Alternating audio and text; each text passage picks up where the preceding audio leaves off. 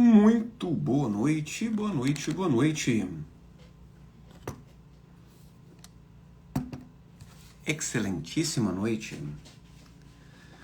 Muito boa noite. Sejam todos e todas muito bem-vindas, bem-vindos a mais uma transmissão ao vivo. Hoje com um assunto super top, extremamente requisitado, que é sobre os pais que estão se descabelando sem conseguir ajudar os seus filhos, que se encontram muitas vezes atolados em depressão, irritabilidade, intolerância terrível a pequeninas frustrações, um vazio existencial que não os permite sonhar com a vida de amanhã, preocupação excessiva, sofrimento antecipatório. Uma prova faz, muitas vezes, uma criança e um adolescente da atualidade realmente começar a ter alergia, começar a não conseguir dormir à noite. Uma modinha que aparece na escola, onde as colegas têm aquele brinquedo da moda e a criança não tem, e de repente aquela criança está extremamente frustrada no dia a dia por conta daquilo. E os pais muitas vezes se sentem obrigados, compelidos a estar suprindo essas falsas necessidades dessas crianças, que infelizmente no dia seguinte volta tudo de novo. No dia seguinte, um novo dilema, um novo problema vem acontecendo aí. Então, o assunto de hoje é sobre depressão e ansiedade, o que você pode fazer para ajudar e principalmente não atrapalhar.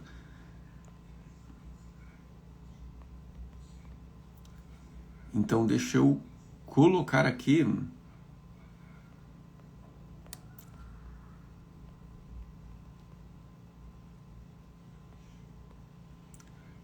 o tema. E agora? Depressão e ansiedade. E agora? Boa noite, Laura. Boa noite, Bru Liberona. Boa noite, Clara Damasio. Boa noite, Valebinha. Josilene Melo. Sejam bem-vindas. Prazer e honra imensa estar aqui com vocês. Quem está chegando agora aí, Luan Gustavo, Ana Gabriela, estamos transmitindo pelo Insta e pelo YouTube. Que legal ter vocês aqui. Quem está no YouTube, dá oi para mim aí, clica nessa setinha, manda lá no grupo da família, especialmente para as pessoas que têm aí na sua casa uma criança, um adolescente, um adulto jovem que esteja passando pelos dilemas de enfrentar o desafio que é ajudar uma criança ou um adolescente na depressão e na ansiedade. Bom demais estar com vocês aqui. E boa noite, boa noite, boa noite. Fabiana Binha comprou um selo. Muito obrigado, Fabiana. Fico muito feliz pelo prestígio. Fico muito grato pelo prestígio da presença de todos vocês. E como vocês sabem, Claudineia Zimmermann aqui conosco pelo YouTube. Seja bem-vinda. Pessoal que está aqui pelo Instagram, gentileza, clica nesse aviãozinho aí e chama aí seus amigos, as suas amigas, especialmente as pessoas que você sabe que estão passando por desafios com as suas crianças e seus adolescentes. Estela Cigarini, minha filha linda, está aqui conosco. Acabou de completar 13 anos a minha fofura e está aqui com a gente. E, como vocês sabem, a nossa live não é um conteúdo engavetável. Realmente é um processo de insight e de transformação. E vou dizer para vocês, esse assunto aqui é um dos mais desafiadores que existem no auxílio de pais e mães que passam por esse problema. Porque, como vocês sabem, eu sou psiquiatra, então eu não atendo crianças, eu atendo de 14 anos para cima, ou seja, adolescentes para cima, crianças eu não atendo, porém eu atendo muitos pais que chegam lá com um nível de frustração e estresse gigantesca por não conseguir ajudar os seus filhos nas dinâmicas de sofrimento que elas trazem. Então, não se esqueçam que eu estou aqui para vocês e por vocês. Então, desce os comentários aí, usa o dedinho, conta para mim o que está acontecendo.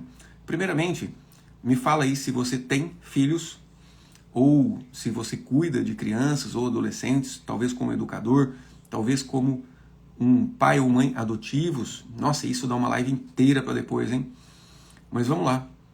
Vamos já prestigiando aí a Bru Liberona, que já está comentando aqui com a gente. Minha filha de 15 anos já tentou suicídio 5 vezes. Olha que interessante, dramático, interessante no sentido do aprendizado que nós vamos ter aqui com a Bru Liberona. Busco sempre ajuda para conseguir passar por tudo. Bru,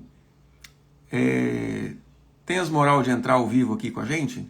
Não estava no script não, mas eu senti no meu coração de te ajudar de uma forma mais incisiva na sua própria questão. E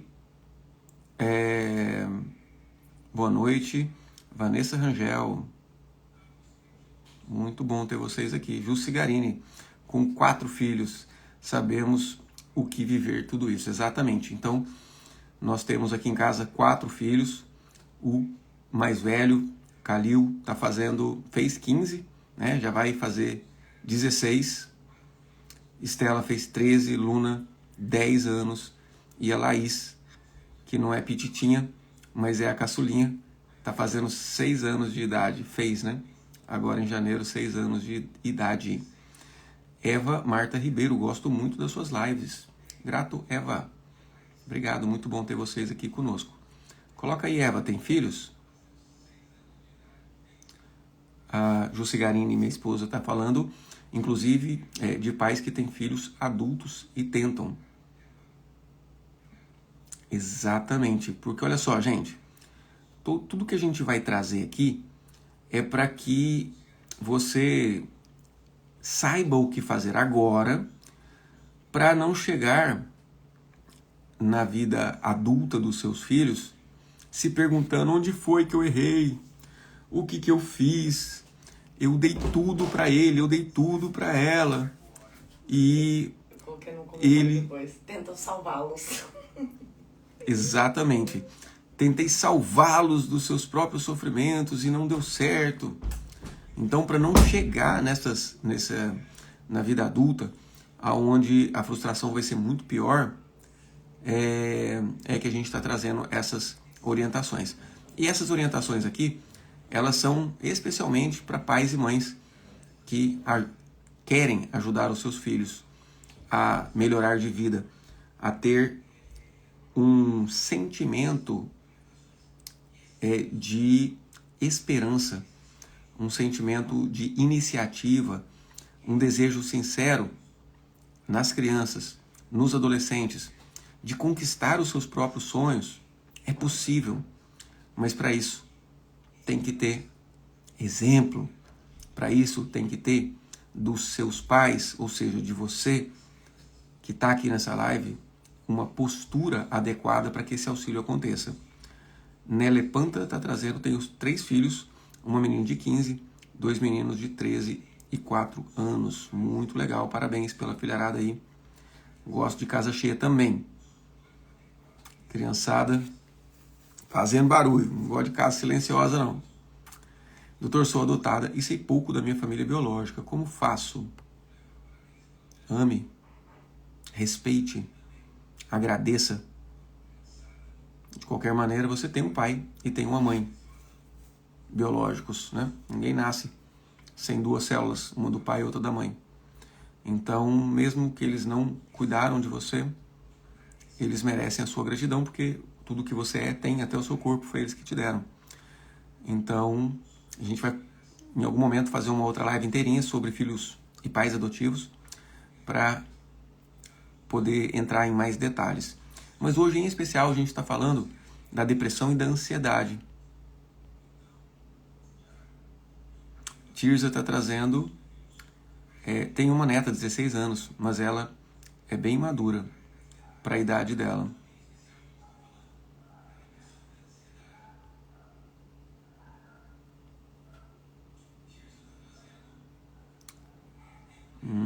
Muito legal. Danúbia Colazzino, psicanalista. Doutor, quando sabemos se é imaginação ou algo real que a criança traz? Tem que investigar. Você precisa investigar se aquilo é uma fantasia ou se aquilo é algo que está acontecendo realmente. Tem um filho de 20 e uma menina de 15. Legal. Nelly Panta. O Bernardo, meu filho, já surtou várias vezes comigo. Não dá continuidade em nada que ele faz. Interessante. O Bernardo está com que idade, Nelly? Ana Laura está trazendo, eu tenho um de 17 anos estudando empreendedor e gerando nele altamente ansiedade. Devo bloquear o trabalho do empreendedorismo? Não. Você deve tratar e ajudá-lo a tratar da ansiedade, porque o empreendedorismo é bom. O empreendedorismo gera e salva vidas, traz valor à vida das pessoas. O empreendedorismo, né? Então, em algum momento da vida, se não for agora, ele vai querer empreender. Melhor que ele aprenda a lidar com a ansiedade agora do que depois. Faz sentido? Vamos lá. A Eliane Nunes do Seria tem uma filha de 12 anos. Está com muita ansiedade. Ela mesma se autodiagnosticou pesquisando na internet. Às vezes diz que ter vontade de se matar. Diz também ver imagens do diabo rindo quando está em crise. Eliane Nunes, minha querida, não deixa ela se autodiagnosticar, não. Leve urgentemente a um médico psiquiatra, tá? A ansiedade, gente, é a doença do medo, da preocupação excessiva, do sofrimento antecipatório. A ansiedade, por si só, não trazia alucinações. Ver imagens, escutar vozes, escutar o diabo rindo, é algo que pode ser grave e que, se ela fala em se matar, isso tem que ser dado atenção para isso. Ah, doutor Jim, mas eu acho que é só para chamar atenção. Mesmo que seja, se ela está usando um artifício tão grave para chamar atenção, é sinal que ela está merecendo atenção. Ela está precisando de atenção. Simples assim. Então dê essa atenção.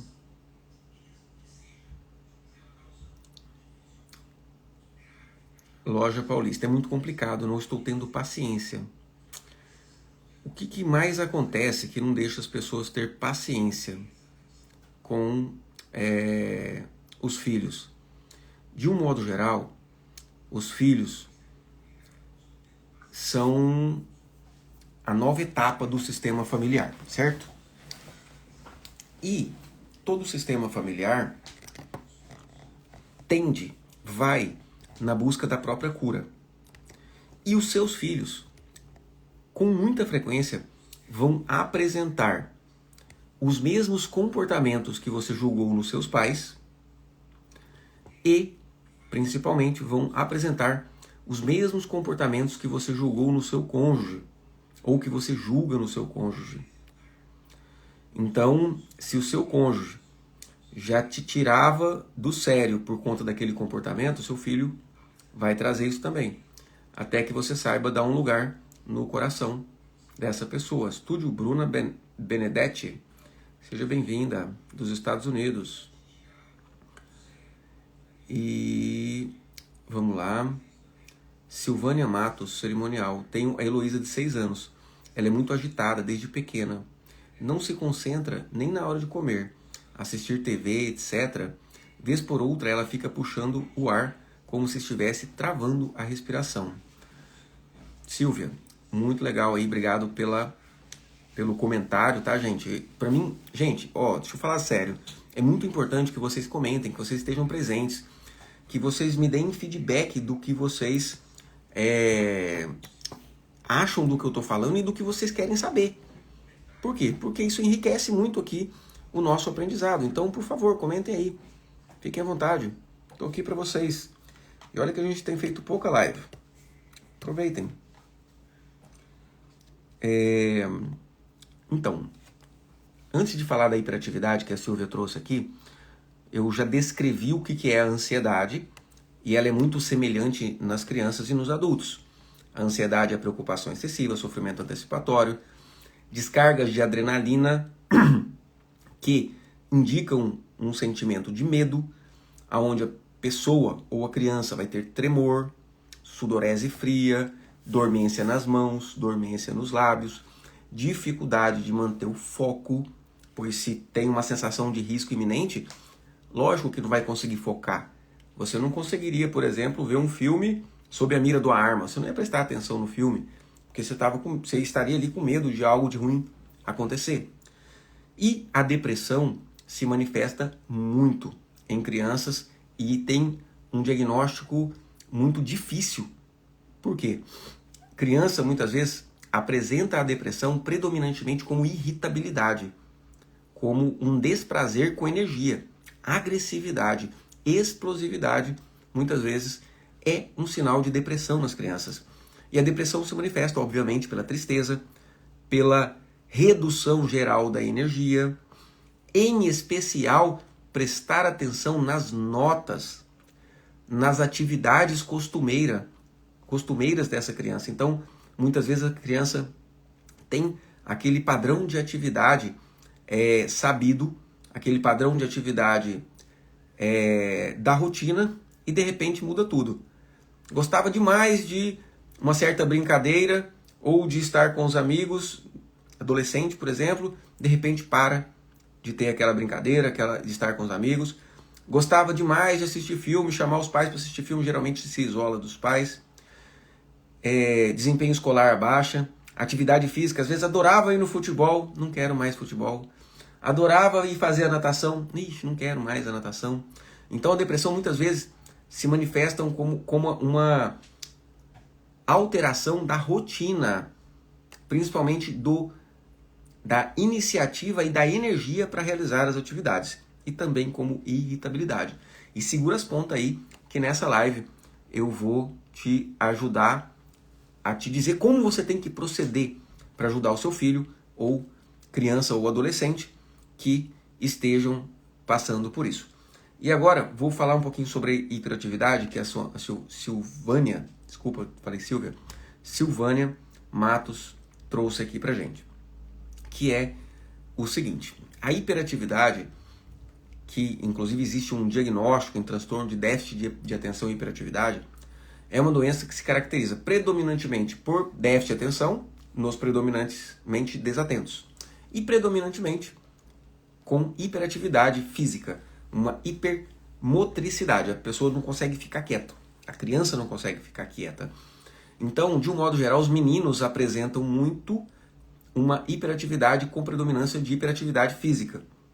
E as meninas apresentam predominância, de um modo geral, de desatenção. Dificuldade de manter o foco e de manter concentrado naquilo que está fazendo. Causas. Ausência, principalmente paterna. Ausência da figura masculina em casa. Por quê? Porque o foco, a capacidade de manter focado, realizando uma mesma atividade por mais tempo, é algo que vem muito do arquétipo masculino e é aprendido com o pai. E esse aprendizado, ele não é de observação, é também um pouco. Ele é um aprendizado que vem do campo de informação, do arquivo de memória familiar, do inconsciente coletivo. Quando a criança se vincula bem ao pai e à figura masculina, ele consegue absorver do arquivo de memória familiar e do inconsciente coletivo humano o conjunto das experiências masculinas que trazem uma maior atividade de obstinação, foco e disciplina.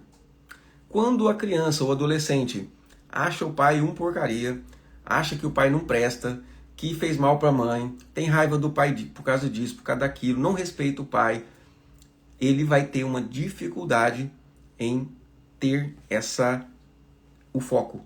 E, de um modo geral, ficam buscando algo. Não sabe o que é, mas sempre está buscando. O que, na verdade, é o pai. Você, abordando essa criança e a família principalmente, né? Porque aí a mãe tem que dar um lugar no coração também para o pai. Então, é muito comum crianças hiperativas de pais separados. Por quê? Muitas vezes a mãe apedreja o pai e essas pedras caem bem na cabeça da criança. No sentido figurado. Por quê? Porque essa criança não se sente permitida amar e receber como uma boa referência do próprio pai. E aí ela não consegue manter foco, atenção, disciplina. E lá na frente, na vida adulta, isso vai ser uma tragédia para a capacidade laboral. Sucesso profissional vai para as cucuia quando não tem uma referência paterna. Ana Paula Justino aqui pelo YouTube está falando: boa noite, tenho 2 filhos e o mais velho tem 7 e a menina 2 anos. Passei por um período de depressão, então eles ficaram praticamente abandonados por mim. Então agora eu percebo sintomas neles. Muito legal a sua colocação, Ana Paula, por isso que eu peço para vocês comentarem, porque isso enriquece. Olha o que acontece, gente. Existe, além do que você fala para os seus filhos, além desse aprendizado direto de comunicação em relação aos seus filhos, existe um aprendizado telepático. E esse aprendizado telepático, esse aprendizado em um nível de campo, sabe? Aquele negócio de sexto sentido materno. Quem é mãe aí e já teve um pressentimento que ia acontecer com o filho ou que ele não estava bem, e aí você ligou e realmente estava acontecendo alguma coisa. Ou ligou para alguém: e como é que tá, meu filho? A pessoa falou: ixi, aconteceu alguma coisa, caiu, machucou o joelho, ou mãe, não tô bem. Quem já teve isso? Coloca aí nos comentários, quem já teve sexto sentido materno? Eu vou explicar por que isso acontece.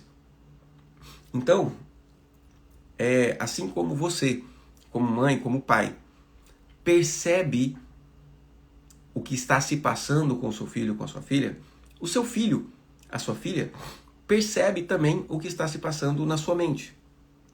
E é muito, muito importante para um filho ter uma referência positiva de sua mãe.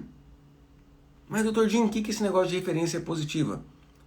É o seguinte: acreditar que a sua mãe é boa o bastante.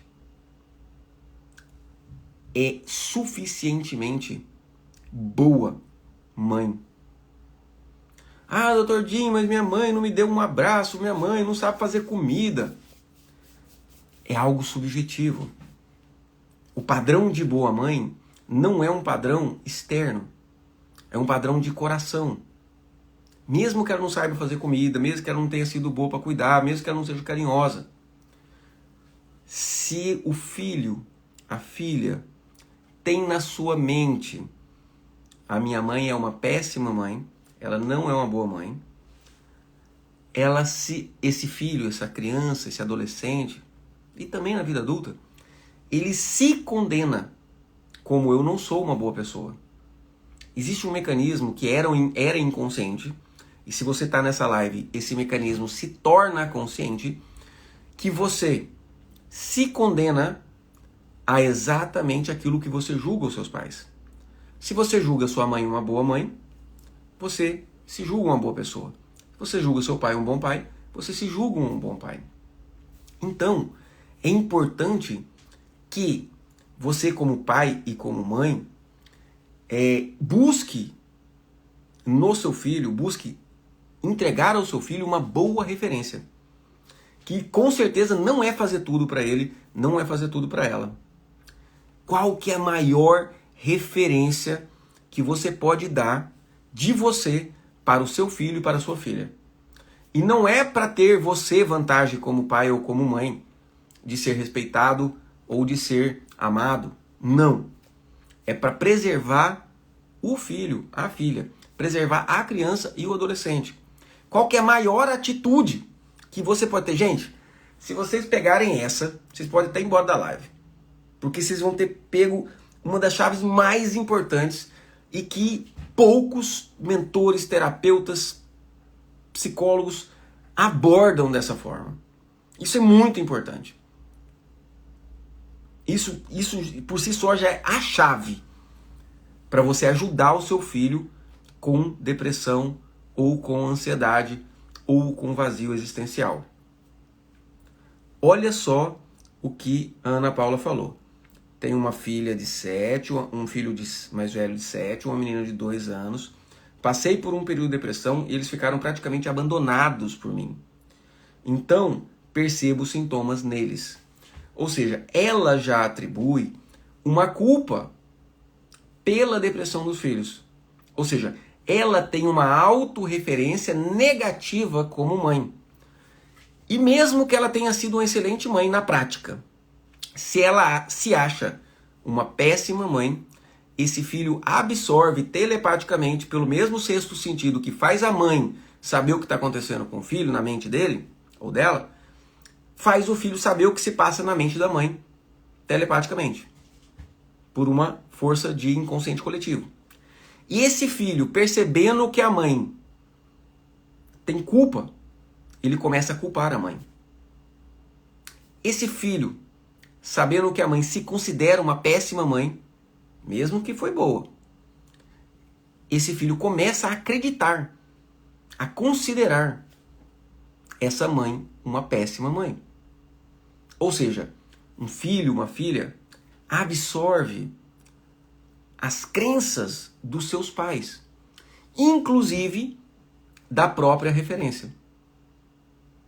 É um múltiplo vínculo. A psicologia fala em duplo vínculo, mas eu acredito que é um múltiplo vínculo. Como o filho olha a mãe, como a mãe se olha, o filho absorve. Ah, minha mãe é assim. Agora, se você como mãe considera que você foi boa, ou é boa o bastante como mãe, você considera que você deu suficientemente ao seu filho, à sua filha, suficientemente para quê? Suficiente para ele, ela ser feliz. Suficiente para ele ou ela ter a realização e cumprir a sua missão. Se você acredita nisso no seu coração, os seus filhos vão começar a acreditar também. E vão se sentir completos. Pensando o quê? A mesma coisa que você. Minha mãe e meu pai me deram tudo o que eu preciso para ser feliz. E eles começam a se empoderar. E o contrário é verdadeiro. Coitado do meu filho, da minha filha, eu não dei o que ele precisava, eu não dei aquilo, não dei isso, não dei aquilo, queria ter dado mais. Eu não dei o suficiente. Esse filho, essa filha absorve dessa crença da mãe e do pai e sentem-se vazios, como se não tivesse o suficiente. E essa crença faz eles reduzirem a sua capacidade de realização em todas as áreas. E, inclusive, começar a sentir sentimentos de depressão, de tristeza, de vazio existencial. Essa é outra chave importantíssima. Importantíssima. Assim como nós absorvemos as crenças do pai e da mãe telepaticamente, pelo inconsciente coletivo, pelo arquivo de memória familiar, também chamado campo mórfico, campo morfogenético. E, gente, inclusive eu tinha até planejado fazer uma live só sobre esses aspectos científicos do campo mórfico e das explicações técnicas e quânticas.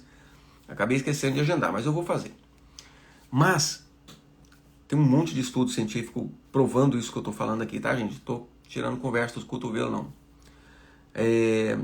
Assim como os filhos absorvem do pai essa crença e essa habilidade do homem de dentro do arquétipo masculino.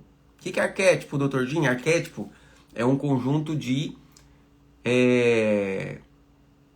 histórias comuns. Então, o arquétipo do guerreiro. O que é um arquétipo de um guerreiro? É alguém que enfrenta, é alguém que está disposto a matar ou morrer para cumprir uma missão. O que é o arquétipo do mago? É aquele que faz mágica. É aquele que lida com coisas assim místicas, extraordinárias. Isso é arquétipo. O que é o arquétipo do trabalhador? É aquela pessoa que é obstinada naquele trabalho. São arquétipos. Então, o arquétipo masculino é o conjunto das experiências dos homens que foram, de um modo geral, obstinados, focados, iam para a guerra, né? Então, quando o filho ou a filha tem um bom vínculo com o pai, ele vai absorver do arquivo de memória familiar essas habilidades do homem. Isso eu digo tanto o homem quanto a mulher, tá? Ambos. Coloca aí se faz sentido isso para você. Assim como as crianças, os adolescentes recebem a habilidade de se sentir seguras, de enfrentar o que é preciso. Por quê? Quando, na história da humanidade, nos vários momentos de perigo que uma família passou, quem que ia na frente enfrentar? Uma família está andando no ambiente. Aparece um lobo no ambiente. A criança vai lá? A mulher vai lá enfrentar o lobo? Não. O homem passa na frente, geralmente com um instrumento em sua mão direita, e vai lá enfrentar aquele lobo. O homem, o masculino. Então, é do masculino a capacidade de enfrentamento. Então, os filhos, eles absorvem a capacidade de se sentir seguros e enfrentarem as situações difíceis dos seus pais. E se eles apedrejam seus pais, eles acabam perdendo essa capacidade. Assim como, se esse apedrejamento for diante da mãe, esses filhos, essas crianças, esses adolescentes, eles perdem o que é do arquétipo feminino. O que é do arquétipo feminino? O que é do arquétipo da mãe? É a satisfação, a saciedade. Neném tá com fome? O que mamãe faz? Sacia, dá o peito. Neném tá de xixi, tá de cocô? O que mamãe faz? Vai lá e troca a fraldinha. Neném tá com fome, até mais grandinho. Vai lá, bota o prato de comida. Então, a mãe, o arquétipo feminino, traz a saciedade, traz a satisfação de uma necessidade imediata. Então, o bom vínculo materno com a mãe traz a capacidade dessas crianças, desses adolescentes, se sentirem alegres. Por que está tendo essa epidemia de depressão e de ansiedade nas crianças e nos adolescentes? Porque perderam totalmente a referência de pai e mãe dentro de casa. Os pais estão querendo ser amiguinhos dos seus filhos. Se o pai e a mãe é amigo, quem que fica no lugar de pai e de mãe? Se o pai e a mãe não dá conta de ocupar o lugar de pai e mãe, e não sabe dizer em algum momento, filho, não, e vai ficar dando liberdade. Meu filho, o que você quer fazer então? Você quer ir na festa dos seus amigos? A criança tem 9 anos de idade. Ah, o que você vai querer? Para onde você quer viajar? Colocando decisões difíceis nas costas de crianças, como se fossem amigos. Ah, eu quero manter a privacidade do meu filho, então não vou olhar o que ele está tendo no celular, não. Quantos anos seu filho tem? Ah, tem 8 anos de idade. Pelo amor de Deus, gente. Pelo amor de Deus. Não façam isso. Uma criança e um adolescente, até mais velho, necessita desse zelo de ter o celular olhado, sim, para protegê-los. Eles são inexperientes. E não é olhar escondido, não. É conversar. Filho, filha, eu preciso te proteger. Eu quero ver o seu celular. Posso? Ah, não pode. Ok, você não vai bater para tomar o celular. Mas você fala, tá bom. Você tem sua autonomia para ter o seu celular e para que eu não olhe. Mas de agora para frente, você paga suas contas, pode ser? Você paga a conta do seu celular e quando for trocar de celular, você compra o seu celular. Olha que interessante. Quem quer ter autonomia, privacidade, pode muito bem trabalhar e pagar o seu celular. Olha que interessante. Aí o jogo começa a mudar. Por quê? Porque se você é o provedor, se você sustenta, eles devem satisfação? Sim. E aí o que aconteceu? Na geração passada, nós que estamos com 40 e poucos, tivemos pais rigorosos pra caramba, até na porrada, né? Eram pais rigorosos, muito bravos, né? A gente respeitava por amor aos dentes, né? Porque se levantasse a voz para um pai, para uma mãe, na minha época, era ficar sem dente mesmo. Era um supapo que ia daqui para lá. Não estou dizendo que isso é certo. Mas só estou dizendo que o pessoal da minha geração, de 40 e poucos, 50 e poucos, que estão com adolescentes e até adultos jovens hoje em dia como filhos, viram nos seus próprios pais algozes. Meu pai me colocou para trabalhar muito cedo. A minha mãe não me apoiou naquilo que eu precisava. Eu queria ter ganhado isso, queria ter ganhado aquilo e meu pai não me deu. Eu não vou deixar o meu filho passar por isso. E aí deu uma geração de pais que juraram que eu não vou deixar o meu filho passar pelo que eu passei. E entregaram tudo de bandeja na mão dos seus filhos. Com extrema permissividade. Com displicência. Deixaram os seus filhos serem educados pelo celular. Não cobraram responsabilidade nenhuma dos seus filhos. Porque julgaram que os pais cobraram demais. Não cobraram respeito dos seus filhos. Isso é o mais importante, gente. Vamos falar. Eu acho que é a segunda chave mais importante dessa parada aqui. É respeito. Respeito. Não queira o amor dos seus filhos. Não queira. Antes de querer o respeito. A gente só ama alguém que a gente respeita. A gente não consegue amar alguém que a gente não respeita. Então o respeito vem em primeiro lugar. E se você busca o amor dos seus filhos, carentes, ai, dá um abracinho na mamãe, ai, mamãe, você é a vida da mamãe, você é a vida do papai, papai não vive sem você. Isso é pesado para uma criança escutar.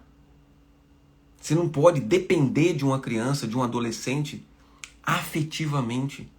Isso é pesado, é doloroso para uma criança saber que o pai ou a mãe só vai ficar bem se ela der carinho. E o que acontece?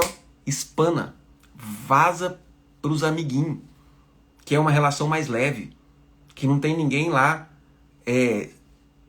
mendigando afeto. Pelo contrário, uma relação muito mais aberta, muito mais tranquila.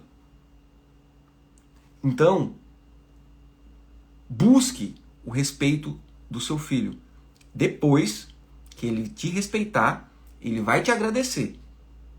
E depois só que ele vai te amar. nós, inclusive, nós da nossa geração aqui que estamos nos 40, beirando os 40, reclamamos muito do rigor dos nossos pais. Mas eu escuto direto, dentro do meu consultório, dizendo: doutor Jim, eu reclamei muito do meu pai, mas depois que ele morreu, aí já vem aquela dor de saudade, de valorização, de sentir o quanto o pai era importante, sim. Meu pai era bravo, mas sinto a falta dele. Nós, da nossa geração, respeitamos os nossos pais e amamos os nossos pais, que foram muito mais rigorosos do que nós somos, muito mais do que a geração de agora, que não recebe rigor nenhum, ou muito pouco, e são permitidos em tudo. Não estou falando para agir com agressividade. Eu estou falando para ensinar dia após dia o que nós chamamos de autorresponsabilidade para os seus filhos, para que eles possam arcar com as consequências do que eles fazem. Eu cito, quando eu trabalhava lá no Hospital Eurípides Barçanufo, lá em Goiânia, 300 leitos, era diretor clínico, 100 leitos só de dependência química lá. E uma senhorinha chegou: doutor, eu vim aqui trazer o meu filho, o senhor dá um jeito nele para mim, doutor? E eu: dona Maria, quantos anos tem seu filho? Ela: 40, doutor. Ou seja, isso é uma imagem caricata de uma codependência, onde aquele filho era dependente do álcool e aquela mãe era dependente do filho. A droga daquela mãe era o filho. Talvez, se essa mãe tivesse tido a coragem de meter o pé na bunda desse cara, mandar ele pagar as cachaças dele.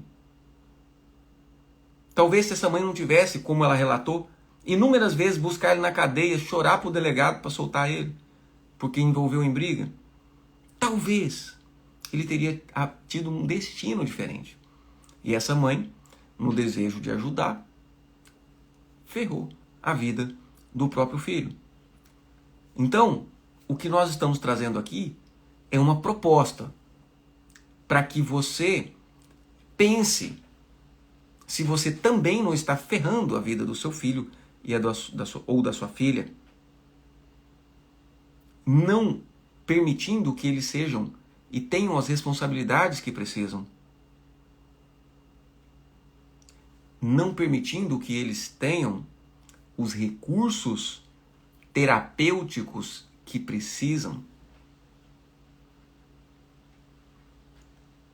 Porque sim, um amigo meu há muito tempo falou, um familiar, inclusive, cunhado, esposo da minha prima: Jim, criança é bom demais, mas precisava vir com um manual de instrução. Eu falei para ele: rapaz, é só você googar. Google aí, manual de inscrição de criança. Manual de instruções,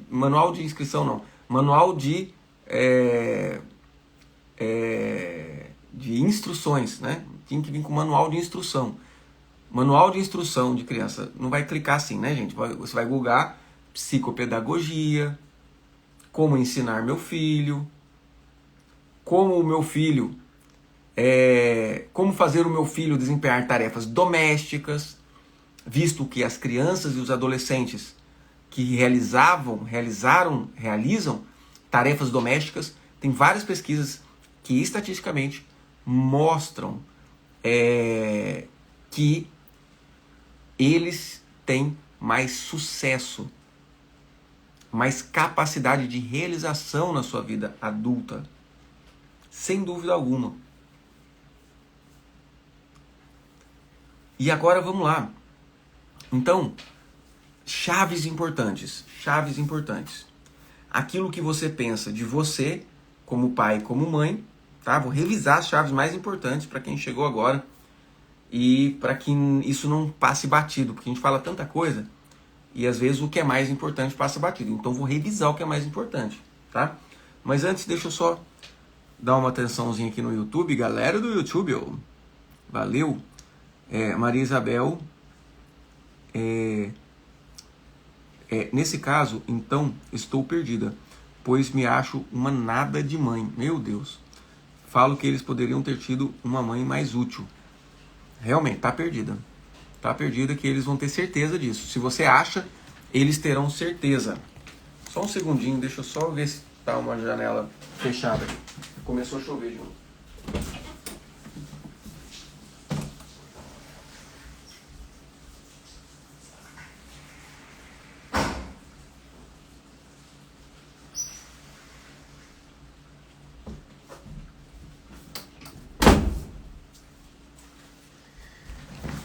Então, Maria Isabel, tá perdida mesmo. Se fosse só você perdida, tava bom, mas o problema é que você bota os seus filhos a perderem. Entendeu? Você se amar e se valorizar vai fazer com que os seus filhos aprendam a mesma coisa. Lembra que eu falei? Aquilo que você julga, aquilo que você absorve dos seus pais, você joga sobre você mesmo. Então, como uma condenação, olha só, se você se julga uma péssima mãe, a sua filha vai ter muita dificuldade na maternidade. Ela vai ser um terror a maternidade para ela, porque ela sempre vai achar uma mãe ruim. Mas por quê? Porque ela vai ter uma referência de mãe ruim. A minha mãe é ruim, eu sou uma péssima mãe. Eu sou uma péssima pessoa. Assim como se você se julgar uma péssima profissional e o seu filho, a sua filha, julgar você como uma péssima profissional, ele vai se julgar um péssimo profissional e será uma péssima profissional. Por incrível que pareça. Tá?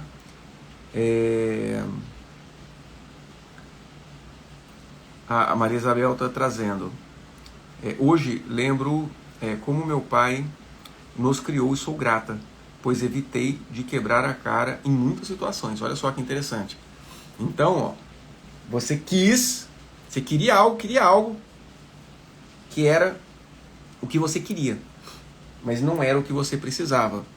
E o seu pai teve a sabedoria de te falar: não, minha filha, isso não é o que você precisa. Isso é o que você quer e vai quebrar a cara. Então ele te protegeu com a negação daquilo que você queria.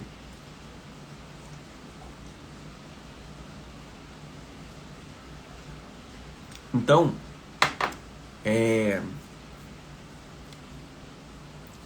proteja também os seus filhos, negando aquilo que eles não precisam, aquilo que vai fazer mal, e entregando aquilo que eles precisam. A Tirza falando: viemos com o manual, Dr. Jim, a Bíblia, show, mas ninguém quer ler, e muito menos estudar ela. Então, Tirza, é o seguinte, eu já atendi, foi dezenas de pastores muito bem letrados na Bíblia, com a família destruída, com o filho se cortando, tentando suicídio. Então não é uma questão só de ler e conhecer a Bíblia.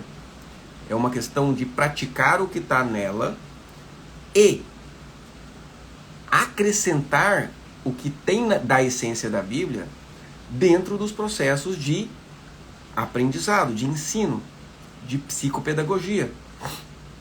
Em especial a psicopedagogia sistêmica. Poxa, eu tenho certeza que está escrito na Bíblia em algum lugar, de alguma forma, isso. Seja quem você quer que o seu filho seja. E eu costumo falar isso em outras palavras. Se você quer ter filhos felizes, seja feliz. Se você quer ter seus filhos com sucesso profissional, tenha você sucesso profissional.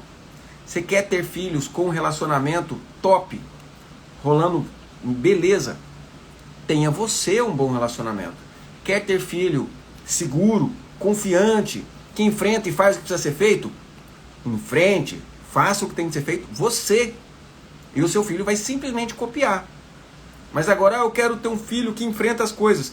Mas eu faço cocô de medo de tudo na vida. Não vai. Não vai.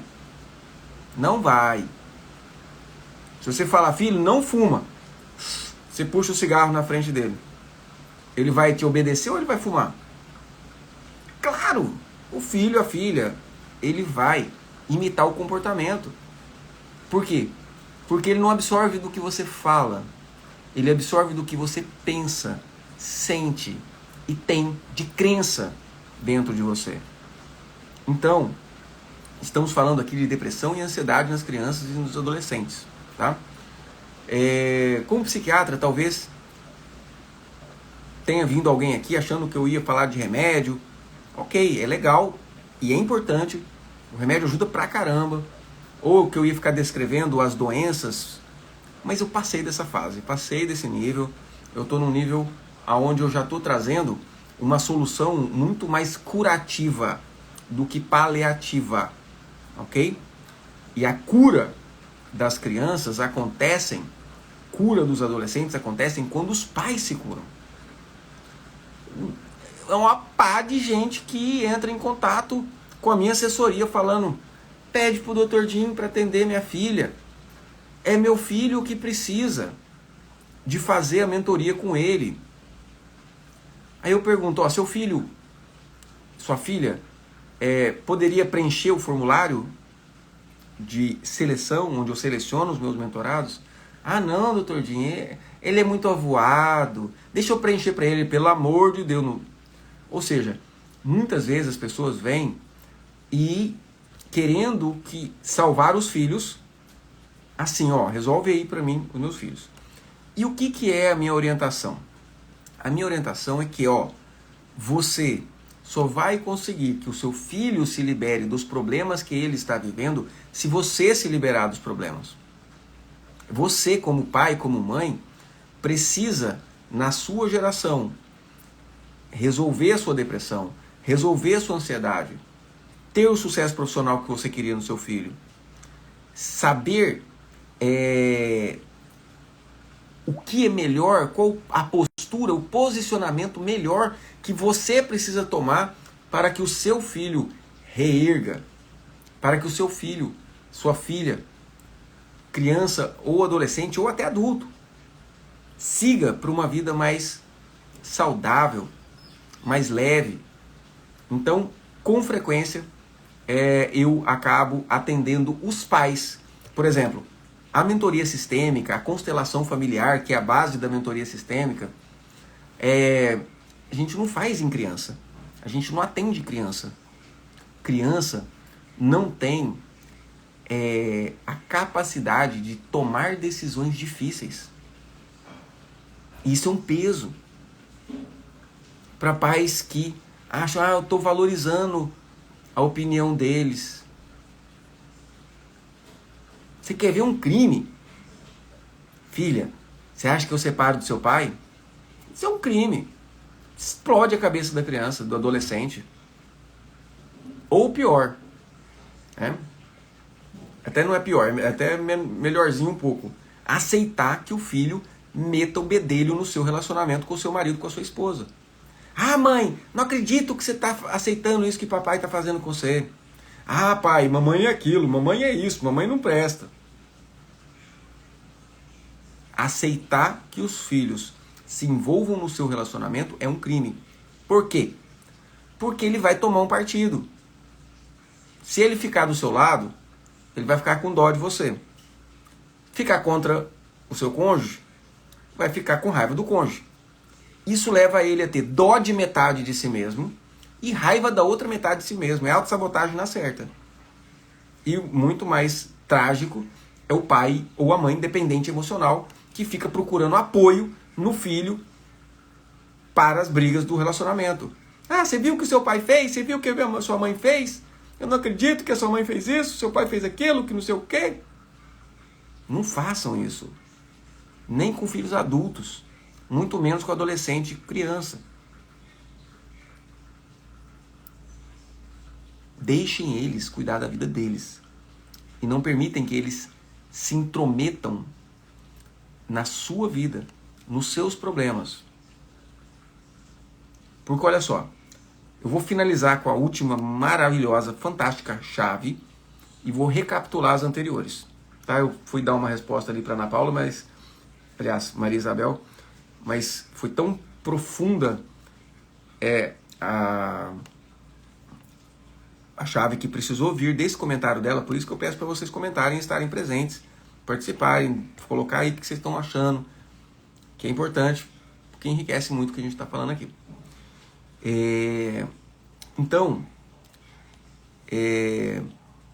quando você permite que o seu filho, que a sua filha se envolva no seu relacionamento com o seu marido, você vai estar fazendo ele sabotar a própria vida. Por quê? Porque vai tomar partido. Quando você diz, não intromete não, papai, mamãe sabe resolver os problemas. O que você está ensinando? Isso só vai acontecer se você tiver uma crença. Isso só vai acontecer se você acreditar em você mesmo. Ok? Eu não falei que os filhos absorvem direto das nossas crenças de uma forma telepática pelo campo de informação? Você vai estar ensinando para esse filho a confiar que ele ou ela é capaz de resolver os próprios problemas.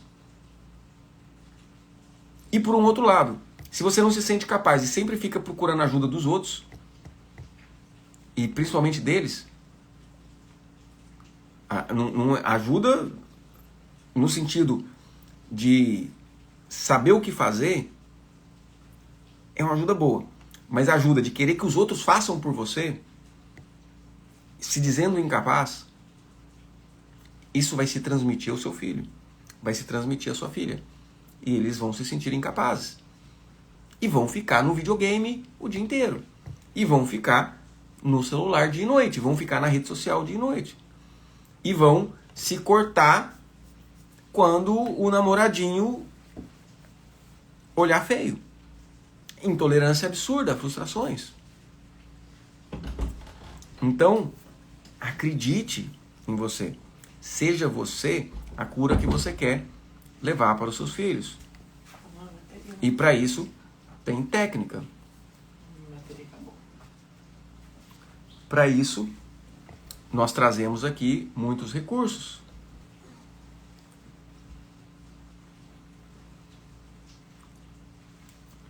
Então, essa chave é muito importante. Primeiro, vou falar as mais importantes para vocês anotarem e que isso não pode sair daqui sem saber disso. Primeiro, não sejam dependentes emocionais dos seus filhos. Não queiram o amor deles antes de querer o respeito. Ordem, né? Ordem. Hierarquia. Isso é uma questão de ordem, ou também chamado hierarquia, a Ju tá lembrando aqui. A ordem, Pai é pai, mãe é mãe, filho é filho. A ordem Não é amiguinho. o amor. E não é o contrário. A ordem abarca o amor. A ordem abarca o amor. A ordem está sobre o amor. Então não queira, para agradar o seu filho, ser amiguinho. Não queira que ele fique te suprindo de necessidades afetivas. Que isso, além de ser pesado para ele, para ela, e vai trazer sentimentos de tristeza, de desânimo, vai trazer uma referência de fraqueza sua. E ele se enfraquece como filho. Então,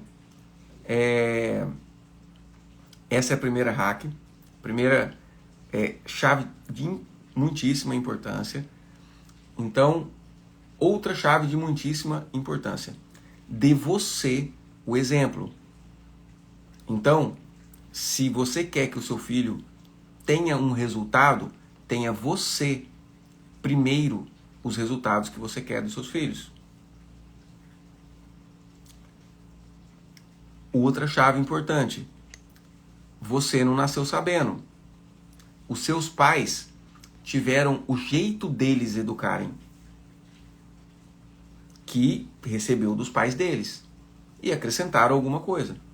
Só que você está num momento da humanidade de acesso a muitos recursos terapêuticos, a liberação emocional, recursos de conhecimento, de acesso ao conhecimento, é gigante. Aonde você vai poder pegar a referência que você teve dos seus pais, se não julgá-los, conseguir fazer um bem bolado com as referências que você pegar do conhecimento baseado em resultado. Então busque esses conhecimentos. Esteja presente aqui nas nossas lives. Realizem vocês, como pais, os seus próprios processos de liberação emocional. Trate você da sua depressão. Trate você da sua ansiedade. Desbloqueie você naquele empreendimento que você sempre sonhou, mas sempre travou na hora de realizar. Se você quer que seu filho empreenda. E, acima de tudo, valorize os seus próprios pais. Por quê? A referência que os filhos têm nos pais é gigante. Então, existe um múltiplo vínculo. Lembra que eu falei? Não é psicologia fala de duplo vínculo, mas na verdade é um múltiplo. Assim como você vê o seu pai e a sua mãe, ou seja, se você é pedreiro, seu pai e sua mãe, o seu filho ou sua filha vai te ver e vai apedrejar você. Entende? Tem até não sei se é uma parábola ou uma anedota que fala disso, né? Que o filho, né, observando, né, o pai levando o avô pro asilo e deixando lá. E o filho ainda novinho, com 9, 10 anos de idade, deixou o avô no asilo, em condições precárias. E esse filho falou: ah, pai, então é aqui que eu vou deixar o senhor quando o senhor ficar velho, né? Aí o pai pensou bem, né? É exatamente isso. Então, o vínculo que você tem com os seus pais, o seu filho vai ter com você. E eu descobri isso a duras penas, numa época em que meu filho mais velho tava o cross contra mim. Me negava em tudo. Não tinha nada que eu falava que ele concordava. Pelo contrário, até conhecimentos gerais ele falava: não, você tá errado. Eu falei: não é possível, esse guri ainda... Ele é filho do primeiro relacionamento, então eu pensei, a mãe dele tá fazendo alienação parental, tá me xingando lá e esse guri tá com raiva de mim. Ele tá onde? Olha só, ele tá com raiva de mim, não é possível, é a mãe dele que tá me queimando lá pro lado de lá. E nada disso. Quando eu me reconciliei com meu pai e parei de ficar no subconsciente julgando o meu pai, o meu filho parou de ficar me julgando e ficou top, ficou legal. Nossa relação é excelente hoje. Excelente. Inclusive, já tem mais de um ano que ele mora comigo. Ele veio morar com você. Ele veio morar comigo. Né? Ele quis vir morar comigo. Ele morou a vida inteira com a mãe. E houve um determinado momento aonde ele decidiu, né? ele não dava moral, entendeu? Na verdade, como eu disse, os filhos sempre querem resolver os problemas dos pais. Cabe ao pai e à mãe não deixar o filho resolver o problema do pai, da mãe, o próprio problema. Não deixa seu filho intrometer nos seus problemas. Deixa muito claro para ele que você resolve, você decide. Se você precisar de alguma ajuda em algum momento, você vai fazer quando ele estiver adulto. Mas criança não é para resolver problema, pelo amor de Deus. Então,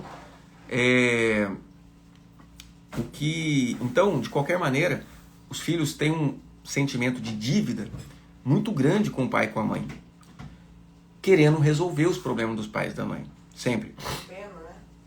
E, como eu separei da mãe dele, ele era bem novinho, era recém-nascido praticamente, e a mãe dele muitas vezes trazia um discurso de vitimismo: seu pai me abandonou, e tananã.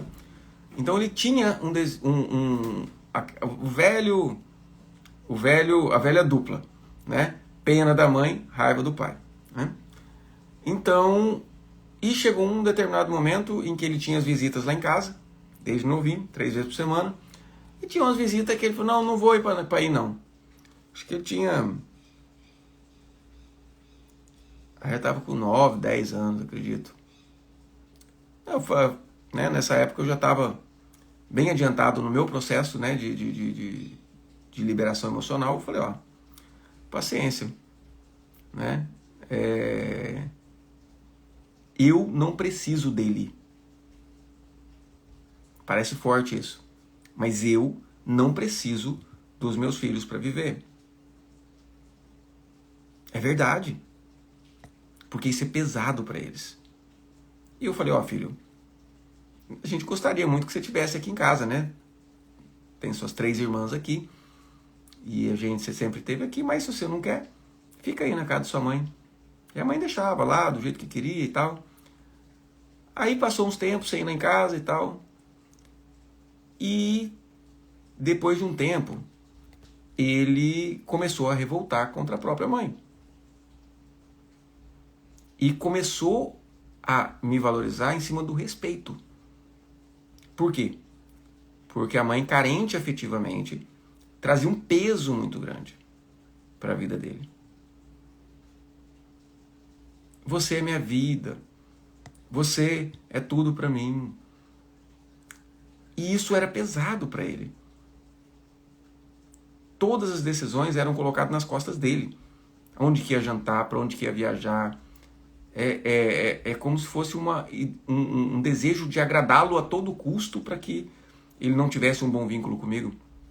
Só que o seguinte, se você é mãe e é separada, se você não permite que o seu filho ame o seu pai, ele também não vai se permitir amar você. Se você não permite o filho amar o pai dele, ele também não vai conseguir amar a mãe. É dois lados do mesmo ser humano. Um filho é metade o pai e metade a mãe. Negou um dos dois, dá boró, dá problema, não tem jeito. E o que aconteceu depois foi exatamente o resultado claro disso, que naquele momento eu confiei. Né? Eu fiquei chateado, claro, quem não ficaria, mas eu não desmoronei por conta disso. E através da minha força, ele tomou a força. E hoje ele está aqui comigo, de certa forma, aprendendo a ser homem. Né? Aprendendo a ser no sentido da esfera do pai. Né? Explica 3 esferas. A Ju pediu para eu explicar as 3 esferas, mas eu tô com sono já. Fica para a próxima live. Né? Que é o movimento que as crianças fazem em relação... Vou explicar para vocês. Que é o seguinte. E eu tô dando pra achar, né? Porque eu tô aqui pronto pra dormir, né? Vou explicar. É o seguinte. A criança, toda criança, o menino e a menina, nascem na esfera da mãe. Ela é grudada na mãe. Ele é grudado na mãe. Ele é dentro da mãe.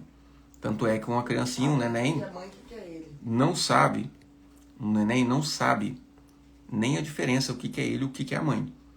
Aí depois ele não sabe direito a diferença, o que é ele e o que é o peito. Tá ali, fica ali pendurado no peito e tal.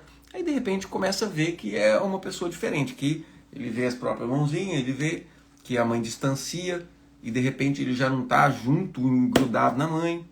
Por quê? Porque criança, bebezinha, ela acorda, a mãe já põe no peito. Acorda, chora, tá no colo. Então, né? Então, a primeira esfera de influência é da mãe, em qualquer criança.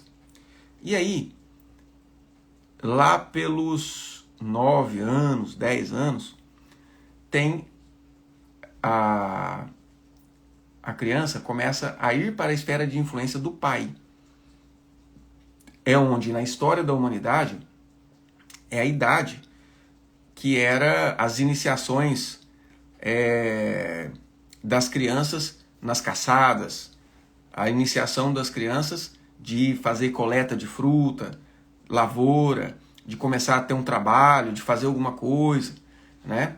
10 anos aproximadamente. Então é onde ia para a esfera do pai. E a mãe ficava cuidando das crianças menorzinhas e o pai pegava essa criança para ensinar e mostrar o mundo lá fora. Então tanto o menino quanto a menina vão nessa idade para a esfera do pai e necessitam da esfera do pai para aprender as coisas do homem, as coisas do masculino.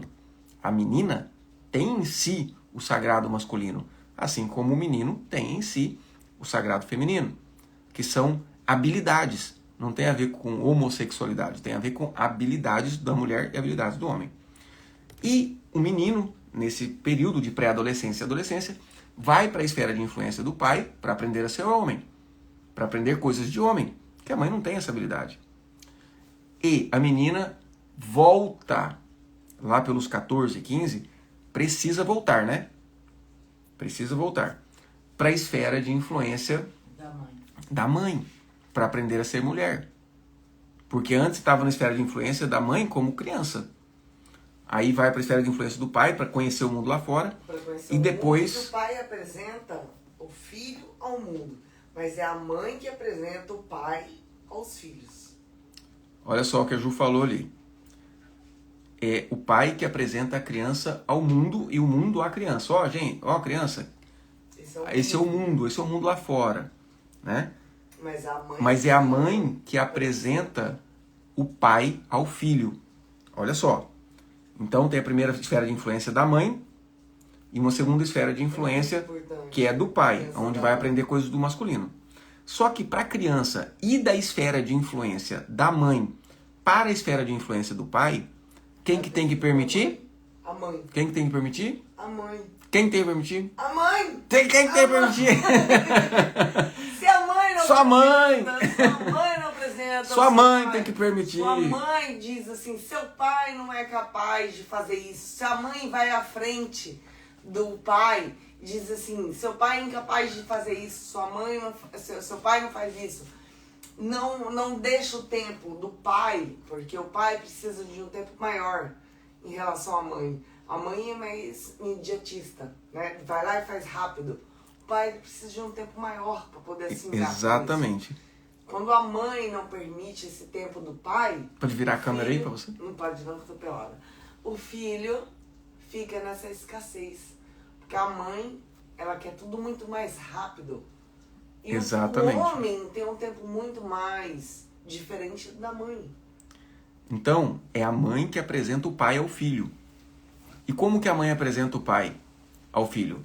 Olha, meu filho... Esperando que o pai faça, não passa na frente dele. Ó, meu filho, esse é o seu pai? Não. É aquilo que a mãe pensa do próprio esposo, ou seja, do pai da criança, a criança absorve. E aí tem gente que fala, ah, doutor Jim, mas eu nunca falei mal do pai dele. Mas pensou, mas sente, morre de ódio, acha que ele é um péssimo pai. E aí essa criança, esse filho, não se permite receber o pai do jeito que ele é. Não se permite entrar para a esfera do pai. Foi o que aconteceu comigo. Eu permiti o distanciamento, só que não fica só na esfera da mãe. É pesado para a criança ficar só na esfera da mãe. E ainda tem uma outra bagaça aí. Nossa, tem várias coisas. Eu devia ter feito outra live só desse assunto aqui. Que muitas mulheres muitas meninas vão para a esfera do pai, acham a mãe um lixo e não volta para a esfera da mãe. O quê? Eu aprender a ser mulher com a minha mãe? Não, meu pai que é bom. E viram aquelas mulheres muito de arquétipo masculino.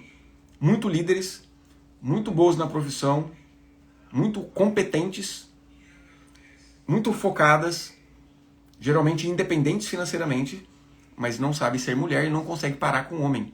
Por quê? Porque sempre que entra numa relação com o homem, começa a competir com eles. Porque não voltou para a esfera feminina, para a esfera da própria mãe, afetivamente, para aprender a ser mulher. E aí tem um outro último detalhe aí que perguntaram. Ah, e se o pai da criança morreu, como é que ele vai voltar para a esfera do pai? A mãe sábia consegue fazer mesmo o pai ausente presente. Como? Ah, o seu pai, se visse você, meu filho, jogando esse torneio de futebol, ele diria isso, diria aquilo. Ah, o seu pai era assim, era assado. O seu pai, ou seja, a mãe que considera o pai da criança um bom pai, pode ter sido um lixo de marido. Mas, tendo sido a mãe considerando ele um bom pai, sabe falar e fazer com que esse filho tenha uma boa referência paterna e realmente consiga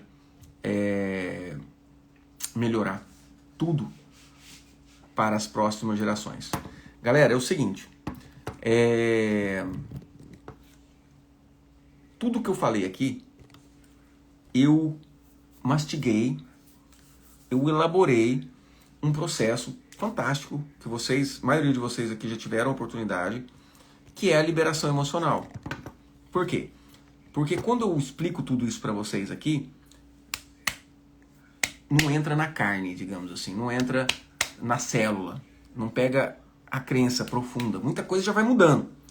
Mas para algo virar visceral, para virar mesmo no sangue mesmo, esse tipo de mudança de comportamento, é muito importante que haja um processo emocional, que é a liberação emocional, que eu conduzo através de mentorias. Nesse momento, nós temos abertas inscrições para mentorias individuais, tem um formulário na minha bio, ok? E nós abrimos recentemente, deve ter uns 2 meses, a oportunidade para quem quer fazer uma sessão única. Até algum tempo atrás, ou a pessoa fazia o processo de mentoria de 5 meses comigo, ou não tinha a oportunidade de fazer uma sessão de liberação emocional. E a Ju insistiu muito, e muitas pessoas, a gente já tinha aberto algumas exceções, muita gente pedindo, a gente abriu para realizar a sessão única. O que é a sessão única? É uma sessão única. Ou seja, por conceito ela não pode ser repetida. Né? Não faço 2 sessões únicas. É uma sessão única. Que serve para eu te ajudar a destravar a dinâmica que mais te faz sofrer, que é, geralmente, emoções, relacionamento, filhos, questões com os filhos, geralmente muitos clientes, muitos pacientes vêm trazendo questões dos filhos e na verdade a gente não trata através dos filhos quando crianças, a gente trata principalmente através dos pais, questões de profissão, trabalho e também organizacional, empresa.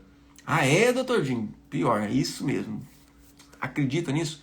A gente aborda empresas através da técnica de constelação organizacional, que na verdade é semelhante à constelação familiar, que usa representações, aonde a gente começa a descobrir dinâmicas inconscientes que rolam dentro de empresas, do mesmo jeitinho que rola dentro das famílias. Então, se faz sentido para você, se você quer o meu auxílio individual, em qualquer que seja a sua demanda, qualquer que seja a sua necessidade, por incrível que pareça, tudo sai da sua mente, então tudo pode ser abordado através da liberação emocional, emoções, profissão, dinheiro, relacionamento, saúde física, por incrível que pareça, e empresas. Tem lá na minha bio um link, que você clica lá naquele link, tem lá os formulários, né? Tem um formulário de mentoria individual e tem lá falar comigo pelo WhatsApp. E pelo WhatsApp, fala com a minha assessoria e ela te explica os maiores detalhes no que você precisar. Beleza? Ó, beijo no coração de vocês e dá um oi para mim lá no WhatsApp se você tem interesse. Que dá um oi agora mesmo, que amanhã de manhã a minha assessoria fala com você e te explica os detalhes para você poder fazer uma sessão de liberação emocional comigo. Ou, se fizer sentido para você já fazer o processo de mentoria de 5 meses, tem lá um formulário. Essa sessão única ela serve para eu te ajudar já no seu principal problema, serve para você conhecer o processo e a profundidade do quanto ele pode te transformar e, quem sabe, entrar no processo de mentoria de 5 meses, que é um investimento, com certeza, maior. Beleza? Ó, beijo no coração de vocês e até a próxima live.